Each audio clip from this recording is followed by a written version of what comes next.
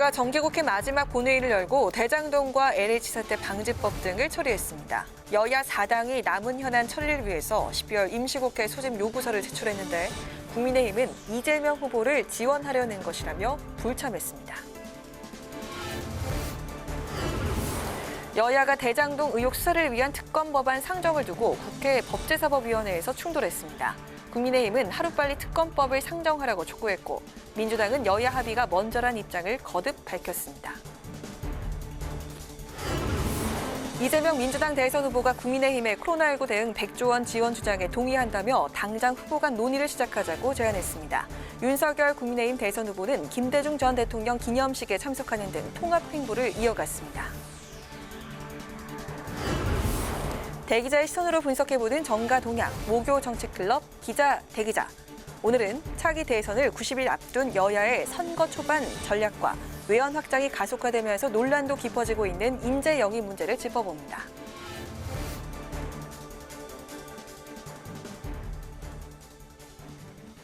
여러분 안녕하십니까? 12월 9일 의정종합뉴스 뉴스엔 시작하겠습니다. 국회는 오늘 정기국회 마지막 본회의를 열고 이른바 대장동 방지법과 LH 사태 방지법을 비롯해서 백열 4건의 안건을 처리했습니다. 대장동 방지법은 민관 합작 개발 사업의 경우 민간 이윤율을 제한하고 분양가 상한제를 적용한다는 내용의 법안입니다. 민간 사업자의 과도한 이익을 막자는 게 핵심인데요. 오늘 본회의에선 민주당이 추진한 대장동 방지 3법 중 2개 법안만 통과했습니다. 현장 연결해 보겠습니다. 김세정 기자. 네, 어떤 법안들입니까? 이른바 대장동 방지법 3개 법안 중 여야가 합의한 도시개발법과 주택법 2개 법안이 우선 국회 문턱을 넘었습니다. 도시개발법 개정안은 민관이 함께 추진하는 도시개발 사업의 민간 이윤을 제한하는 내용인데요. 다만 이윤율 상한선은 명시하지 않고 시행령에서 정하도록 했습니다. 주택법 개정안은 민관 공동 도시개발 사업에 분양가 상한제를 적용하는 게 핵심입니다. 민간 공동사업에서 민간이 지나친 이익을 얻거나 높은 분양가를 책정하는 등의 과도한 특혜가 줄어들 것이란 전망입니다. LH 사태 방지법 가운데 하나인 범죄수익은닉규제법 개정안도 통과됐는데요. 부동산 차명 투기 등으로 얻은 범죄 수익을 국가가 환수할 수 있도록 했습니다.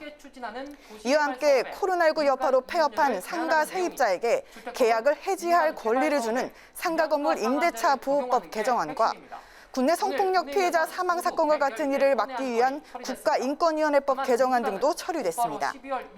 명절 기간 선물할 수 있는 농축수산물 가액 범위를 현행 10만 원에서 20만 원으로 상향하는 부정청탁금지법 개정안도 통과돼 내년 설부터 적용될 예정입니다.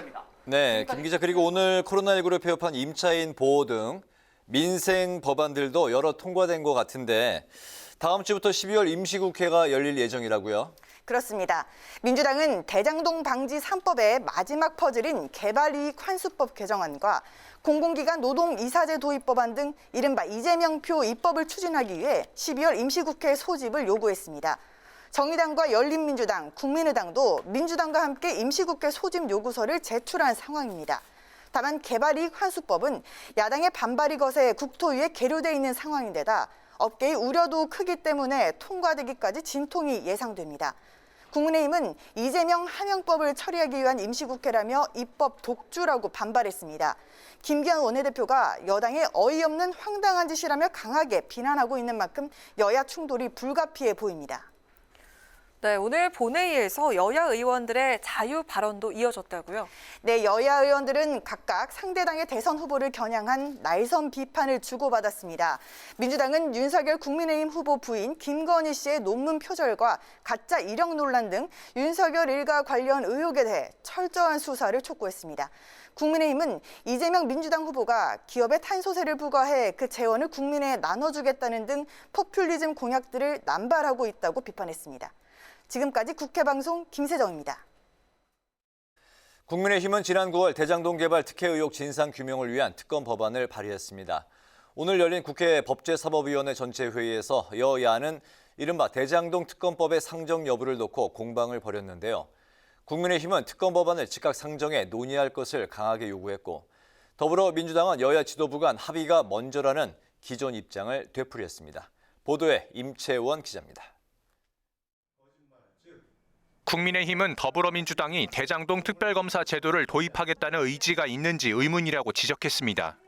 이재명 민주당 대선 후보는 특검을 수용하겠다고 했는데 민주당은 여야 원내대표 간 협상도 법사위 법안 상정도 거부하고 있다는 겁니다. 국민의힘은 특검을 거부하는 자가 범인이라는 이재명 대선 후보의 말을 되받아 민주당을 압박했습니다. 이재명 후보는 특검을 거부하는 자가 범인이다라고 직접 이야기했습니다. 이재명 후보의 논리대로라면 범인은 이재명 후보입니다. 민주당은 여야 합의 없이 특검 법안을 상정해 논의하는 건 효율적이지 못하다는 입장입니다. 대장동 의혹은 여야 대선 후보들이 관련됐을 수도 있고 정치적으로 많은 쟁점과 이견이 있기 때문에 여야 합의가 우선돼야 한다는 주장입니다. 또 그동안 특검 법안은 여야가 먼저 합의한 다음 상정에 처리해왔다고 강조했습니다. 특히 이번 특검 같은 경우도 정치적으로 많은 쟁점도 있고 의견도 있기 때문에 더욱더 여야가 좀 합의해서 안을 만들고 처리를 하는 것이 필요할 겁니다. 국회 문화체육관광위원회 전체회의에서 여야는 정부가 여행 숙박업 등 문화체육관광 분야 업종에 대한 지원을 강화할 것을 당부했습니다. 코로나19 확산세로 문화체육관광 분야의 피해가 예상된다며 추가 대책 마련을 주문한 겁니다. 실제로 우리 지원 업종에서는 관광은 빠져 있는 것이고 이 부분을 좀 확인을 해서 관광업계에 대한 지원을 좀 대폭 늘리는 방향을 좀 검토해봐 주셨으면 좋겠다는 말씀을 드립니다. 이상입니다. 우리 문화예술 체육 분야 영세 상공인들 또 자영업자들이 이 어려움을 좀 이겨낼 수 있는 하여튼 최대한의 지원을 좀 강구해서 적극적으로. 이 밖에 문체위는 건축주에게 건축물 미술작품 안전관리 의무를 부과하는 문화예술진흥법 개정안 등 25건의 법안을 의결했습니다.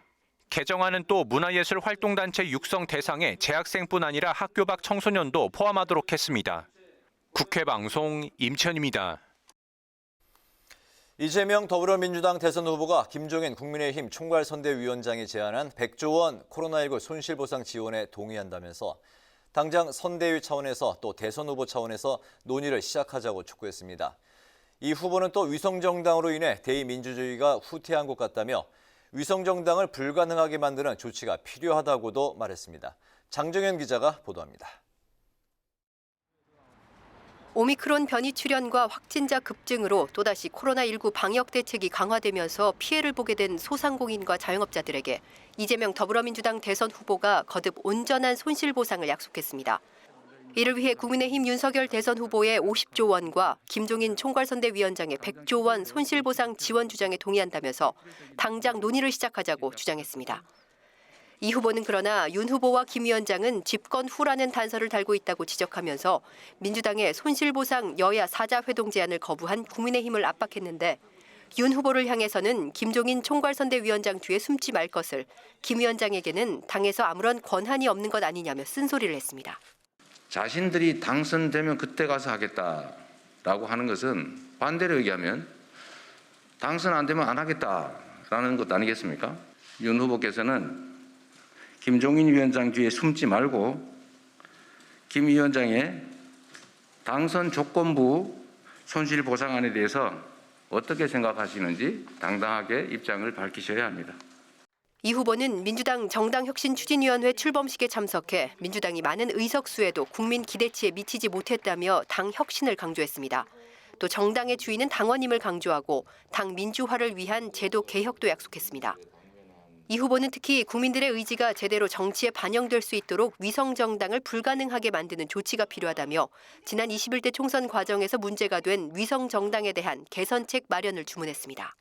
우리가 위성정당이라고 하는 아주 기상천외한 이 편법으로 여야가 정말 힘들어 합의한 대의민주주의 체제가 실제로 한번 작동도 못 해보고 다시 후퇴해버린 것 같습니다.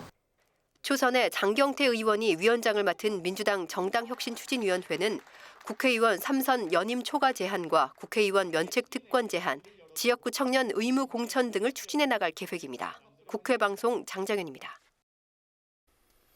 국민의힘 윤석열 대선 후보도 고 김대중 전 대통령 노벨평화상 수상 기념식에 참석했는데요. 윤 후보는 김대중 대통령의 국정 철학을 되새기며 공정과 상식에 기반한 희망의 나라를 만들겠다고 약속했습니다. 한편 과거 막말 논란에 휩싸였던 노재승 공동선대위원장은 조금 전 자진 사퇴했습니다. 노 전 위원장은 자신의 발언으로 상처 입은 분들에게 사과드린다고 말했습니다. 홍혜진 기자가 정리했습니다. 국민의힘 윤석열 후보는 지역과 세대를 아우르는 통합 행보를 이어갔습니다. 윤 후보는 어제 지역 향후에 청년 예술인들과 만남에 이어 오늘은 고 김대중 전 대통령 노벨평화상 수상 기념식에 참석해 국민 대통합 의지를 밝혔습니다. 김대중 대통령님의 국정 철학과 업적을 되새기면서 앞으로 더욱 발전시켜 우리나라를 공정과 상식의 기반 위에 국민들이 희망을 가지고 기회와 희망의 나라가 될 수 있도록 최선의 노력을 다할 것을 약속드립니다. 윤 후보는 호남을 지역구로 둔 이용호 의원 영입에 이어 호남 홀대론이란 말이 나오지 않도록 하겠다고 약속하는 등 연일 호남 공들이기를 이어가고 있습니다.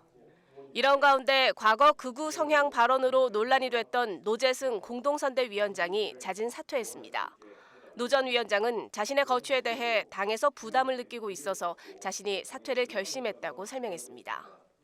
국민의힘은 손실보상금 100조 원 대책과 관련해 민주당이 당장 논의하자고 제안한 데 대해 협상 대상이 아니라고 선을 그었습니다.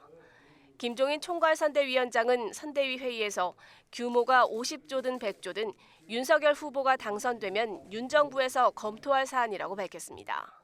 집권을 때 위해서 바로 우리가 코로나 대책을 수립하기 위한 하나의 방안으로다가 우리가 선거 대책위원회에서 검토하고 있는 그런 상황이지. 지금 민주당에서 얘기하는 것처럼 뭐 자기네들하고 같이 무슨 협상을 하기 위한 그런 대상이 저는 아니라고 이렇게 생각합니다. 국민의힘은 코로나 상황이 심각한 만큼 선대위 산하에 관련 위원회를 발족하고 내일 김종인 위원장 주재로 첫 회의를 연다고 밝혔습니다. 정의당 심상정 대선 후보는 이재명, 윤석열 후보를 향해 손실보상금 숫자 경쟁을 할 것이 아니라 대선 후보로서 비상한 책임감으로 대책을 논의해야 한다며 대선 후보 긴급회동을 제안했습니다. 국민의당 안철수 대선 후보는 민주당 이재명 후보의 전국민 재난지원금과 국가부채 관련 발언 등에 대해 국민의 세금을 빼앗는 도둑이라고 날을 세웠습니다. 국회방송 홍혜진입니다. 국회 정치개혁특별위원회가 오늘 첫 회의를 열고 활동을 시작했습니다. 지방선거 선거구 획정과 확성장치 소음 방지, 선거연령 조정 문제 등 선거 관련 사항을 주로 다룰 것으로 보입니다. 김동희 기자가 취재했습니다. 국회 정치개혁특별위원회가 위원장과 간사를 선임하고 첫 발을 내디뎠습니다. 위원장은 여야 합의에 따라 민주당이 맡기로 했는데 2015에서 16년 19대 정개특위 간사로 활동했던 더불어민주당 김태년 의원으로 정했습니다.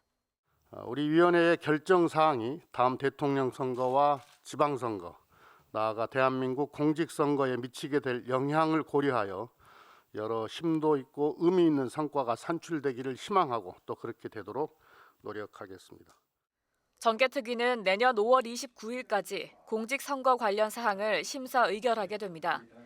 특위는 우선 내년 6월 1일에 실시하는 지방선거 선거구 획정과 확성장치 소음 규제 등 공직선거법상 헌법 불합치 사안을 논의할 예정입니다. 국회의원 선거와 지방선거에 출마할 수 있는 나이를 현행 만 25세 이상에서 더 낮추는 문제도 다룰 것으로 보입니다. 여야 간사로 선출된 더불어민주당 김영배 의원과 국민의힘 조혜진 의원은 여야가 뜻을 모아 정치개혁 성과를 이루겠다며 각오를 다졌습니다. 대통령 선거와 지방선거를 앞두고 이제 정치 개혁에 대한 국민의 열망이 모이고 있는 시점이라고 생각이 되는데 야당 의원님들과 이제 우리 의원님들의 뜻이 정말로 좀 정치를 하는 그런 모습을 한번 보여드리는 또 국회나 또 선관위 또 관련 기관에서 시급히 요청하는 안건들을 빨리 처리하고 그다음에 나머지 중요한 정치개혁 아젠다들을 우리가 활발하게 토론을 하기 위해서는 1인 1표의 권리를 말하는 표의 등가성도 중요하지만 지방 소멸론이 대두되는 상황에선 인구수뿐만 아니라 지역의 생산성과 균형성 등을 종합적으로 분석해 지역 대표성 확보 방안을 만들자는 의견도 나왔습니다. 특위는 다음 주 화요일에서 목요일 중 업무 보고를 받고 선관위 보고사항과 현재 계류돼 있는 정치개혁 관련 법안 중 논의사항을 검토하기로 했습니다. 국회 방송 김동희입니다. 더불어민주당이 학부모를 중심으로 반발이 거센 청소년 방역 패스 적용에 대해 사과했습니다. 민주당 박완주 정책위 의장은 미접종자에 대한 인권 침해와 이상 반응 불안감 등 청소년 방역 패스가 논란의 대상이 되고 있다며 모든 논란의 책임은 저희에게 있다라고 밝혔습니다. 그러면서 학원이 방역 패스에 적용된 것과 관련해 당정은 형평성 있게 조정해 나가겠다고 덧붙였습니다. 코로나19 확산세 속에 연말 연초 신규 확진자가 하루 최대 11,000여 명까지 늘 수 있다는 예측이 나왔습니다. 국민의힘 서정숙 의원실이 질병관리청으로부터 제출받은 단기 예측 결과에 따르면 당국은 유행 악화 시 신규 확진자가 이달 말 8,000명에서 내년 1월 말에 최대 11,000명대가 될 것으로 내다봤습니다. 다만 당국은 현 수준으로 유행이 이어진다면 이달 말 6,700명에서 내년 초 8,400여 명이 될 것으로 전망했습니다. 정의당이 차별금지법의 정기국회 처리가 무산된 것과 관련해 국회에서 규탄 기자회견을 열고 국회가 다시 입법 논의에 나서야 한다고 촉구했습니다. 이 자리에서 심상정 정의당 대선 후보는 이재명 더불어민주당 대선 후보가 법 제정을 호소하는 성소수자를 야멸차게 대했다며 대통령 후보의 도리가 아니라고 비판했습니다. 또 국민의힘을 향해선 차별과 혐오로 고통받는 사람들을 외면하면서 약자와의 동행을 하는 건 소가 웃을 일이라고 지적하며 임시국회에서라도 논의를 이어가자고 촉구했습니다.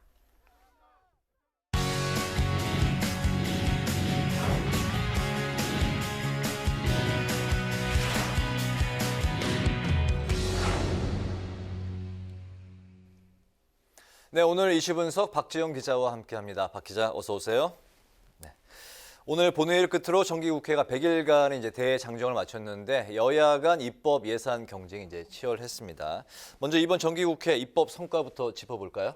예, 관심을 모았던 법안이죠. 네. 양도세를 완화한 소득세법 개정안을 대표적으로 꼽을 수 있을 것 같습니다. 1주택자의 양도세, 비과세 기준을 9억 원에서 12억 원으로 올린 건데요. 개정안은 지난 2일 국회 본회의를 통과해서 어제부터 시행에 들어갔습니다. 네, 이미 시행이 됐군요. 예, 어제부터 시행이 됐는데 네. 이번 소득세법 개정으로 양도세, 비과세 대상에 전국 약 42만 가구가 추가된 것으로 파악이 되고 있습니다. 그렇군요.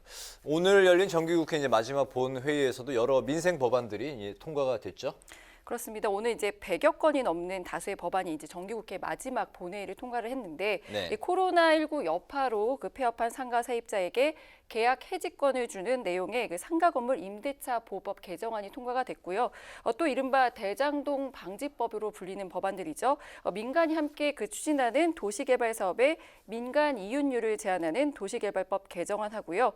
민간이 공동으로 도시개발 사업을 한 경우 분양가 상향제를 적용하는 내용의 주택법 개정안도 통과가 됐습니다. 이 밖에 LH 사태 방지법으로 불리는 범죄 수익 은닉 규제법 개정안도 처리가 됐는데요. 이 부동산 차명 투기 등으로 얻은 범죄 수익을 국가가 환수할 수 있도록 한 내용이죠. 하지만 이 LH 사태에는 좀 적용이 되기 힘들 것 같은데 현재 이제 수사 재판 중이기 때문에 소급 적용이 어렵다는 겁니다. 때문에 이 수익 환수는 좀 어려울 것으로 전망이 되고 있습니다. 이 부동산 투기 환수법 이 개정안이 통과돼도 LH 사태와 관련한 환수는 좀 어려울 것으로 그렇습니다. 전망이 되고 있군요.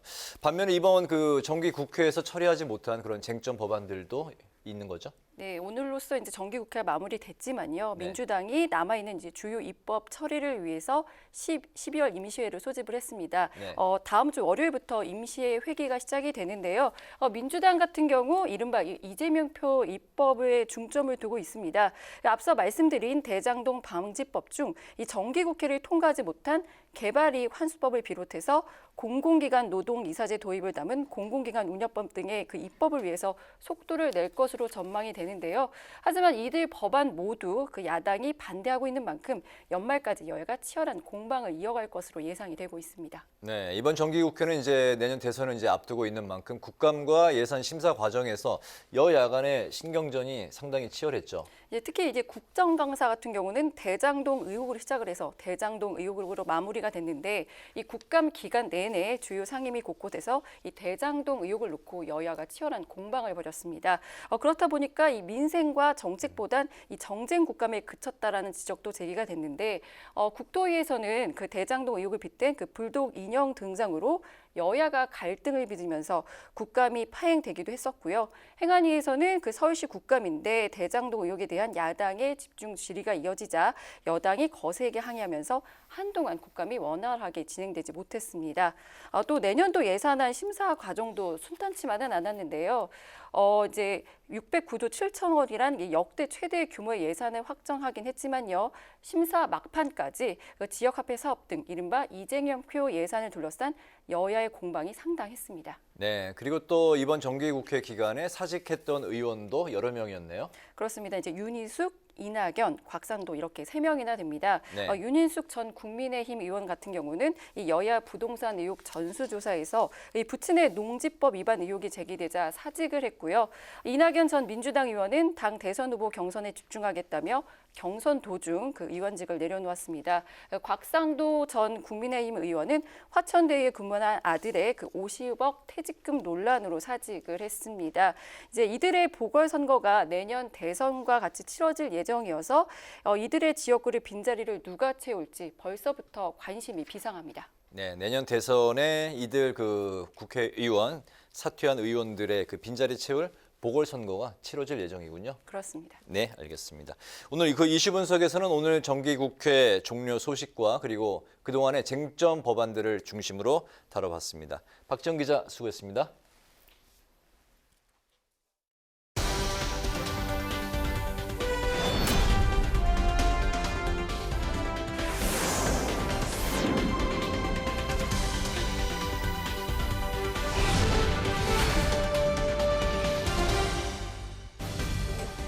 강하락의 정치톡 시간입니다. 12월 9일 사람들의 시선을 끈 정치 뉴스 만나보시죠. 오늘의 첫 번째 정치톡은 딴지일보 등판입니다. 얼마 전 국민의당 안철수 대선 후보가 국민의힘 홍준표 의원의 정치 플랫폼 청년의 꿈 게시판에 한 수 배우고 싶다는 글과 인증 사진을 남겼다는 소식을 전해드린 바가 있는데요. 온라인 커뮤니티에 글과 인증샷을 남기는 게 요즘 정치인들의 필수 코스가 되고 있는 것 같습니다.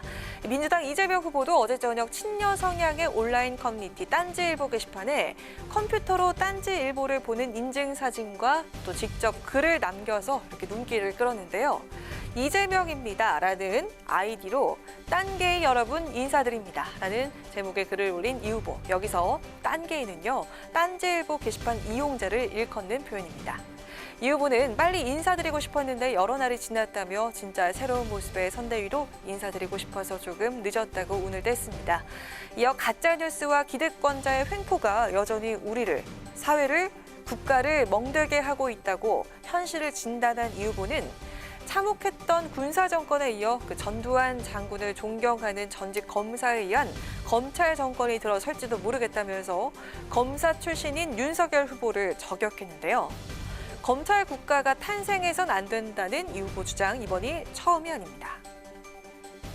전직 검사들로 만들어진 세력이 검찰 국가를 만들겠다고 도전하고 있습니다, 여러분. 검찰을 위한, 검찰에 의한 검찰의 국가 절대 해서는 안 됩니다. 군사 정권이 안 되는 것처럼 검찰 정권도 결코 있어서는 안 됩니다.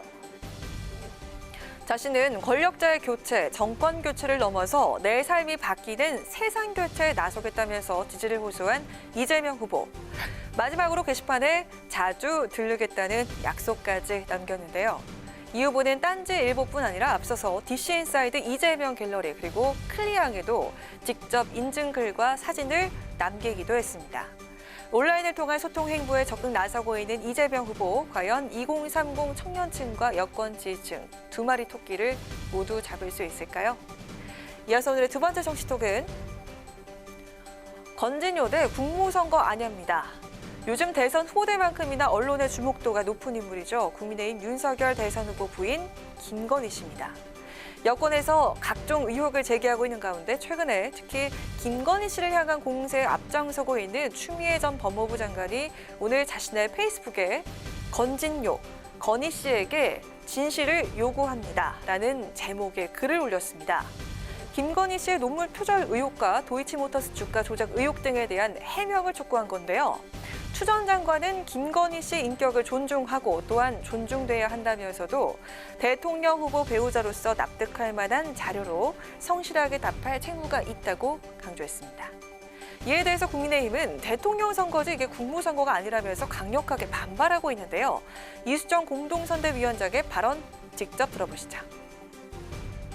저희가 국무를 송구하는 건 아니잖아요. 이건 일을 잘할 대통령, 그리고는 법치주의를 잘 유지할 대통령을 뽑으면 되는 일인데 왜 그렇게 그분들의 배우자들을 가지고 논란인지 잘 이해가 잘 안 됩니다. 지금 이런 의혹만 가지고 너무 선입견적으로 접근하는 건 좀 편파적이지 않느냐 이런 생각을 하고 있습니다. 여성들에게 너무 가혹한 것 아닌가. 김건희 씨를 둘러싼 논란을 이렇게 언급한 이 위원장. 의혹만 가지고 선입견으로 접근한 건 편파적이라면서 여권의 공세가 과도하다는 입장을 밝혔습니다. 국민의힘 홍준표 의원도 오늘 이 위원장과 비슷한 반응을 보였는데요. 홍 의원은 자신의 온라인 플랫폼 청년의 꿈에서 김건희 씨 논란이 사실이면 부모로 앉혀도 되느냐는 취지의 질문을 받자 명부인이 대선에 출마하냐고 일축했습니다. 공개 행보에 나서지 않아서 더욱 관심이 집중되고 있는 김건희 씨. 과연 언제쯤 등판해 의혹을 해명하고 논란을 잠재울지 지켜봐야겠습니다. 지금까지 강아랑의 정치톡이었습니다.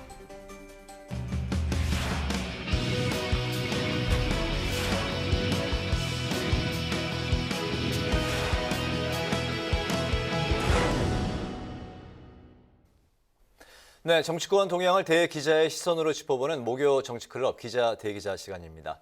오늘도 성완영 한겨레 신문 선임기자, 최병묵 전 TV조선 해설위원 두 분과 함께하겠습니다. 두 분 어서 오십시오. 네, 어서 오세요. 네. 네, 오늘 함께 이야기를 나눠볼 주제는 성 기자께서 발제해 오셨죠. 예, 이제 양쪽 정당 여야 가장 큰 정당들이죠. 선대위 구성 마무리 짓고 본격적인 이제 대선 국면으로 들어가는 것 같은데요.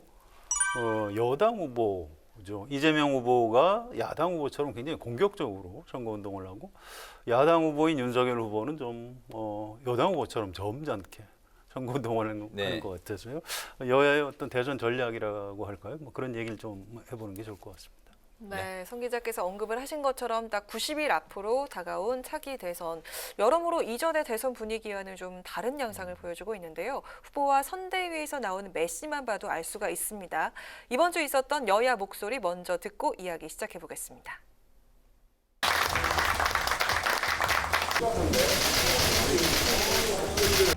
얼마를 국민에게 직접 지원했냐. 정말 터무니없이 적은 금액이죠. 이거 정말 쥐꼬리입니다, 쥐꼬리. 정부가 자기 책임을 다하지 않은 거죠.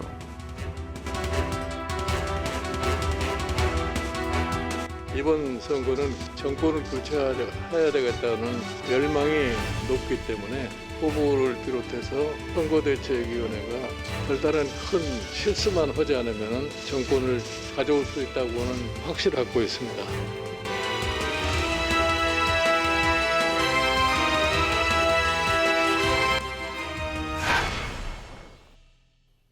네, 이제 대선 딱 90일 남은 시점입니다. 원래 약간 복싱으로 뭐 비유가 이제 적절한지 모르겠습니다. 복싱의 이제 챔피언은 타이틀을 이제 방어하기 위한 그런 상황에서 좀 이제 아웃복싱 스타일이고 도전자 챔피언 타이틀을 뺏으려는 도전자는 좀 이렇게 적극적인 인파이팅으로 나서기 마련인데 좀 전에 성 기자님께서 이제 말씀하신 대로 여야 간에 지금 이제 입장이 좀 이제 분위기가 좀 이렇게 바뀐 듯한 그런 분위기인데요. 야당인 이제 국민의힘은 큰 실수만 안 하면 이번 선거 이길 수 있다. 뭐 이러면서 이제 좀 방어적인 모습인 것 같고, 여당의 이재명 후보는 오히려 더 적극적인 공세에 나서는 분위기인데 이런 여야 간의 초반 전략, 지지율 때문에 그런 겁니까? 어떻게 두 분 바라보시는지 듣겠습니다. 먼저 성 기자님. 지지율 측면이 우선 큽니다. 아무래도 최근에 나오는 여론조사가 대부분 윤석열 후보가 좀 많이 앞선 걸로 나오기 때문에 네. 뭐 전공교체 여론도 워낙 아직 높게 나오고요. 그래서 이제 김종인 위원장 좀 전에 발언처럼 그런 태도를 취하고 민주당 의원들한테 물어보면 여론조사 못지않게 바닥 민심은 좀 더 안 좋다고 그래요. 특히 서울 수도권 의원들 네. 경우에 우리 이대로 가면 무난하게 진다 이런 위기감 같은 것들을 가지고 있는 것 같습니다. 또 한 가지 후보 요인도 있어요. 사실은 이재명 후보 자체가 좀 저돌적입니다. 원래 네. 아주 뭐 바닥에서부터 변호사 시절부터 이제 그 지역 운동을 해서 여기까지 왔고요. 또 민주당 안에서도 비주류였습니다. 이른바 친노 친문 주류에 맞서서 싸워가면서 여기까지 정치한 사람이기 때문에 지금 선거운동 스타일이 어쩌면 이재명 후보 고유의 스타일인 거고요.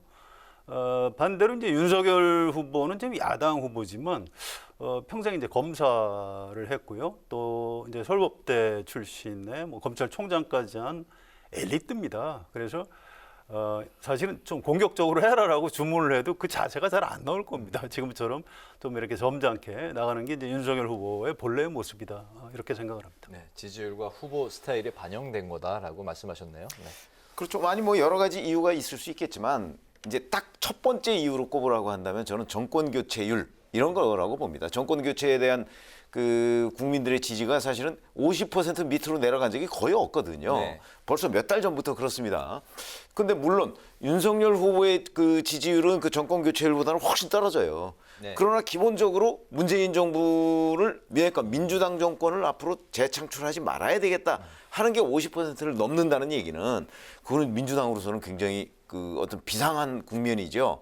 근데 이제 이재명 후보는 본인의 지지율은 뭐 그 윤석열 후보와 비슷하다고는 하지만 자 정권을 민주당 정권을 재창출하자 이런 게 그렇게 높지가 않기 때문에 늘 네. 굉장한 차이가 있거든요. 그렇기 때문에 본인이 뭔가 이 정권 교체율이라는 그 정권 교체에 대한 국민적 지지 이걸 떨어뜨리든가 하여튼 본인이 어떤 방식으로든 이걸 돌파해야 되는 국면을 맞고 있는 거거든요. 네. 그러다 보니까 이제 조금 더 적극적으로 물론 본인의 뭐 스타일도 있습니다만은 적극적으로 대시를 할 수밖에 없는 그런 국면이다 이렇게 생각을 합니다. 알겠습니다. 그런 가운데 이재명 후보가 이제 그 정부의 여러 정책들과 이제 좀 거리도 두고 또 비판하는 이런 차별화 이제 전략을 쓰고 있는데 이게 이제 그 본인에게 득이 될지 실이 될지 어떻게 보십니까?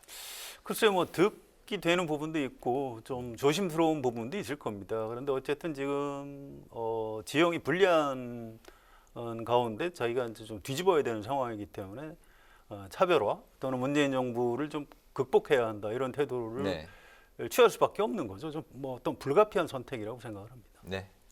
그러니까 지금 아까 제가 잠깐 말씀드렸듯이 정권 교체에 대한 국민적 지지가 높다는 얘기는 그만큼 문재인 정부의 정책에 대한 국민적 불만이 많다는 얘기가 되는 거잖아요. 네. 그러니까 당연히 자 새롭게 내가 대통령 후보가 된 사람은 문재인 정부와 차별화를 하지 않으면 안 되는 거예요. 문재인 정부에 대한 불만이 높으니까. 그러니까 문재인 정부를 일부 특히 부동산 정책 같은 분야에서 그 부분을 비판을 해가면서 나는 문재인 정부를 이어받는 민주당 정부를 세우려고 하지만 그러나 정책, 문재인 정부의 부채에 가까운 그런 정책들은 내가 승계하지 않겠다. 이걸 네. 지금 국민들 앞에 계속 설득하는 거잖아요. 네네. 그 국면이 되다 보니까 당연히 문재인 정부가 그 인기가 없는 정책은 이재명 후보가 공격할 수밖에 없는 저는 그런 구조라고 봅니다. 그 국면으로 지금 계속 가고 있는 거죠. 그거를 이제 언론에서는 차별화 이렇게 표현을 하고 있는데 네. 사실은 문재인 정부의 자산은 내가 승계를 하고 부채는 승계를 안 하고 싶은 게 이재명 후보의 생각 아니겠습니까? 그게 대선 전략에 그대로 묻어 있다 이렇게 봅니다. 네. 예, 여야 후보 각각 전략과 또 스타일 알아봤는데요. 후보뿐만 아니라 후보 부인들도 서로 다른 행보와 전략을 보이고 있습니다. 이재명 후보 부인 김혜경 씨는요, 아주 적극적으로 밀착 행보에 나서고 있고 윤석열 후보 부인 김건희 씨는 아직 공식 석상에 나타나지 않은 채로 여러 구설에 휩싸이고 있는데요. 이 등장 시점에 언론과 정과 이목이 집중되고 있는데 이런 이 선거 전략과 또 영향력 어떻게 평가를 하십니까? 사실 이재명 후보의 부인인 김혜경 씨 같은 경우는 지금 뭐 선거 여러 번 치러봤지 않습니까? 그러다 보니까 자 후보 부인이 뭐 무슨 정치적 활동을 하는 건 아니지만 이제 우리가 흔히 얘기하는 내조 뭐 이런 걸 한단 말이죠. 그러니까 어디 가서 무슨 행동을 해야 되고 뭐 이런 것들을 네. 좀 본인은 학습이 돼 있어요. 여러 차례 경험도 있고. 근데 반면에 뭐 윤석열 후보가 뭐 정치권에 진입한 거는 불과 몇 달 안 되니까 아마 그 윤석열 후보의 부인인 김건희 씨도 거의 준비는 안 돼 있을 거라고 보는 게 맞아요. 그러면은 이제 뭔가 준비 과정을 거쳐서 이른바 언론 용어로 등판을 해야 되지 않겠습니까? 네. 저는 그 준비 과정에 시간이 좀 걸리는 것 아닌가. 더군다나 또 최근까지 수사를 받았어요. 근데 아직도 엄밀한 의미로 따지면 수사 중입니다. 그렇죠? 뭐 이런 부분도 또 등판 시기를 자꾸 늦추는 하나의 원인이 되지 않을까. 그럼 뭐 그러다 보면 결국은 그 뭐 어느 시점에 나오지 않겠습니까? 네네. 이재명 후보의 부인은 선거를 여러 번 떨어져 봤고요.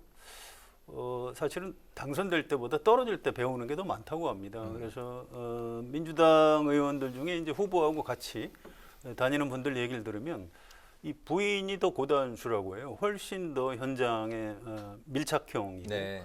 아주 그 정서적으로 호소력 있는 얘기들을 한다고 합니다. 뭐 눈빛 하나, 손짓 하나.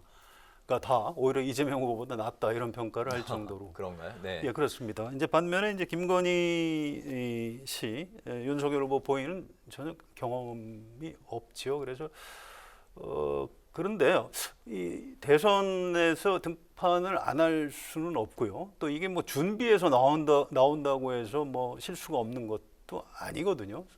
그래서 빨리 그 언론에 노출을 하고 약간 시행착오로 겪어가면서 배우는 게 좀 더 빠를 것 같습니다. 이렇게 계속 좀 뒤에 숨어 있으면 약간 좀 이상한 소문 같은 것들이 오히려 좀 증폭되는 부정적인 효과가 있는 것 같습니다. 아무튼 윤석열 후보가 좀 결심을 해서라도 좀 일단 국민 입장에서는 대통령의 배우자가 어떤 사람인지 또 궁금한 게 사실이거든요. 네. 그래서 그런 부분은 조금 시간을 앞당겨 주는 게 좋을 것 같습니다. 이게 또 선거 영향이 이제 어느 정도 영향 미치는지 이 부분은 좀 두 분의 생각 좀 짧게 들어볼까요? 왜냐하면 오늘 그 금태섭 전 의원도 라디오 출연해서 국모 선거가 아니다.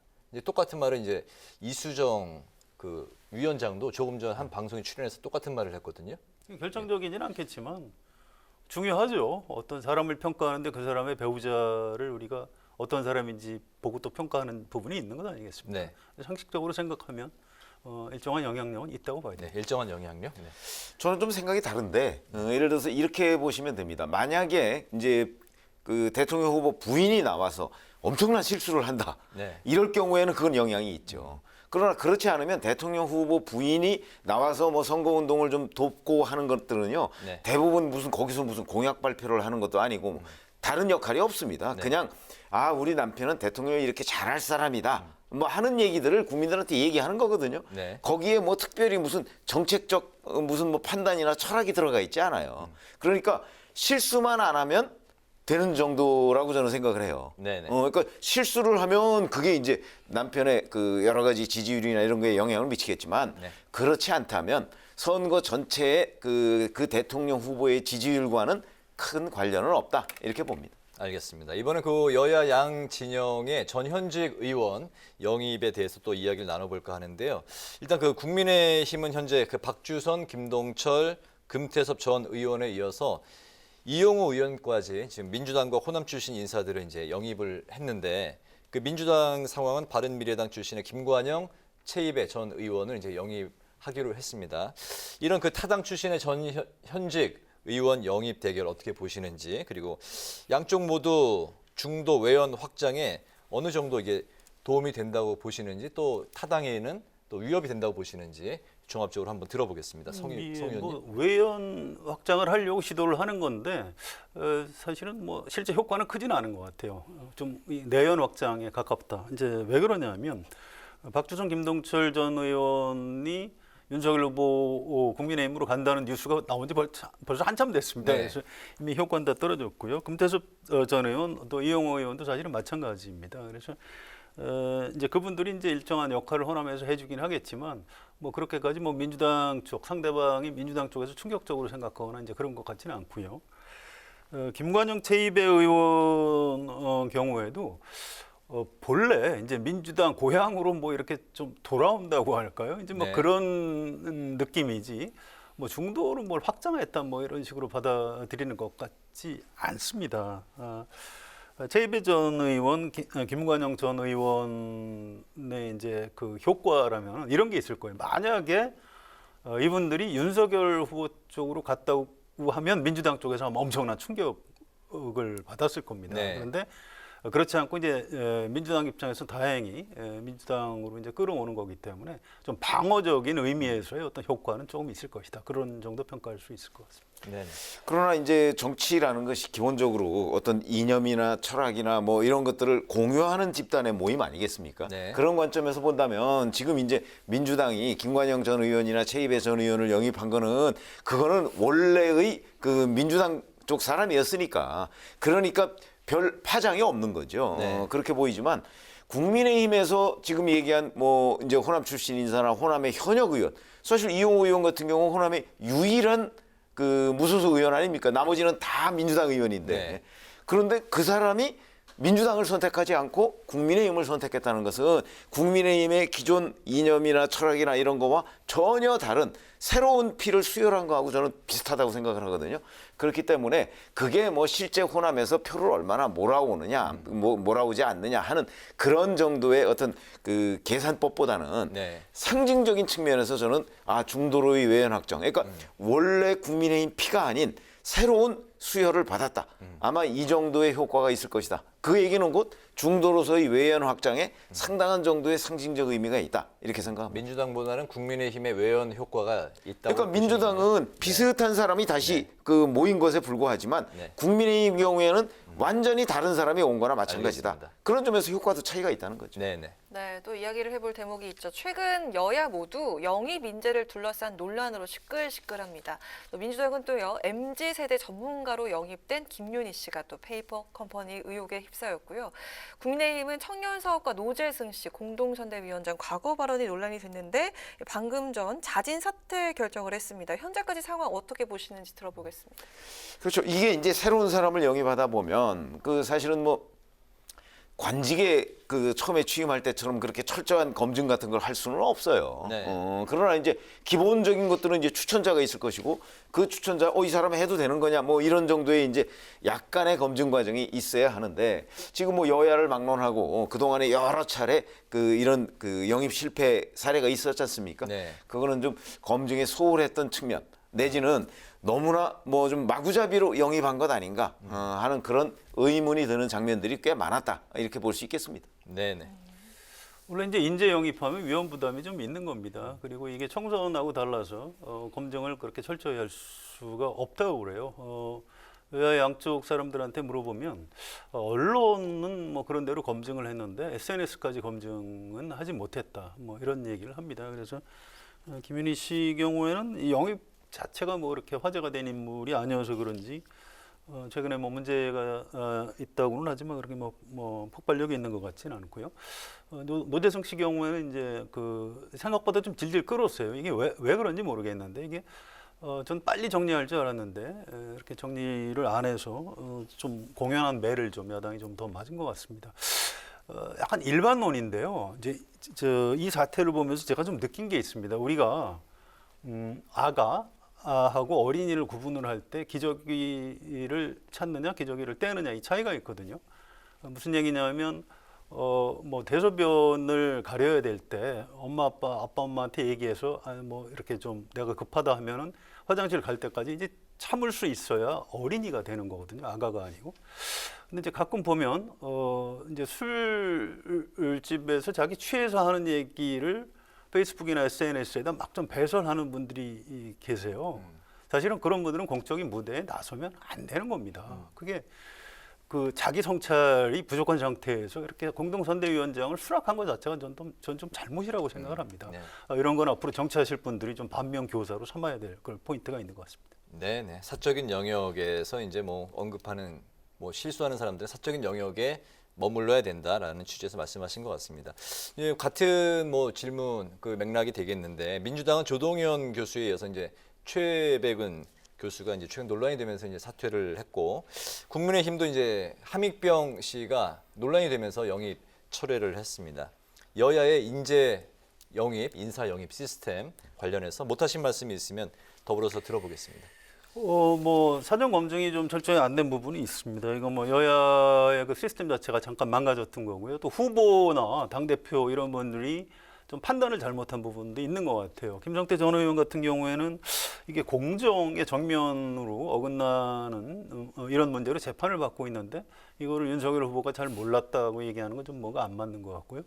민주당에서도 이거 사전에 검증을 좀 충분히 했었으면 이런 좀 막을 수 있었던 일인데 놓친 것 같습니다. 그런데 그거하고 별도로 저는 그 민주당에서 영입하려고 했던 조동현 교수 부분에 있어서는 좀 고민스러운 부분이 있어요. 이 과연 사적인 영역에 대한 그 판단을 어떻게 해야 되는지 아까 그 노재승 씨 문제하고는 약간 다른 부분이 있습니다. 저는 이번에 뭐 사람마다 가치관이 다르니까 제가 일률적으로는 말씀을 못 드리겠는데, 자 우리 사회가 아직도 좀 여성에 대해서는 좀 굉장히 좀 가부장적인 측면이 있는 것 아니냐, 이제 이런 아쉬움 같은 게 있습니다. 이건 좀 두고두고 좀 토론을 해봐야 될 지점이 있는 것 같습니다. 알겠습니다.